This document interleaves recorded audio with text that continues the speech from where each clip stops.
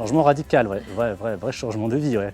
Et j'ai toujours eu une appétence pour le monde du vivant, pour les organismes, l'écologie. C'est toujours quelque chose qui m'a attiré. Et après, voilà, mes diplômes et mon expérience professionnelle a fait que j'ai travaillé dans le diagnostic médical, mais effectivement, j'aurais pu choisir une toute autre voie. Et ostréiculteur, c'est un métier effectivement passion, on est en lien avec la nature, en lien avec les animaux. On est sur le bassin d'Arcachon qui est quand même un environnement incroyable. Pour moi, c'était vraiment une révélation, quoi. J'ai pris des contacts au tout début avec le comité régional de la conchyliculture d'Arcachon à Gujan, qui m'a indiqué sur les diplômes, les formations dont on avait besoin pour pouvoir devenir ostréiculteur.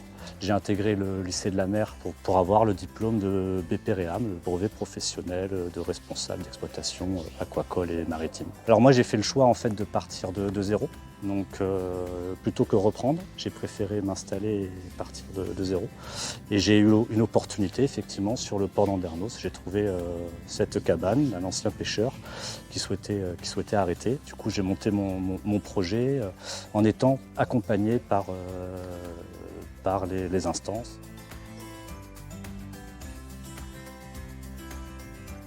Au départ, on propose le point info ostréicole. Donc en fait, il s'agit d'une petite réunion d'information entre un candidat ayant un projet d'installation en ostréiculture et les différents acteurs de la filière ostréicole qui sont susceptibles d'intervenir à un moment donné dans le parcours à l'installation. Le CRC peut également accompagner les candidats à l'installation en les aidant à rechercher et à trouver une entreprise ostréicole qui corresponde à leur projet.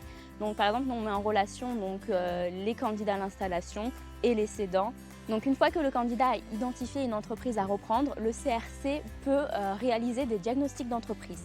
Donc en fait, il s'agit d'une sorte d'état des lieux et une visite de l'établissement, une évaluation de tout ce qui est état des parcs, un inventaire du stock d'huile sur parc et ainsi qu'une analyse du fonctionnement de l'entreprise. Ces suivis post-installation ont pour objectif de suivre et de maintenir le contact avec les nouvelles installées et également de voir s'il s'en sort les premières années de son activité, donc au niveau de tout ce qui est production, commercialisation.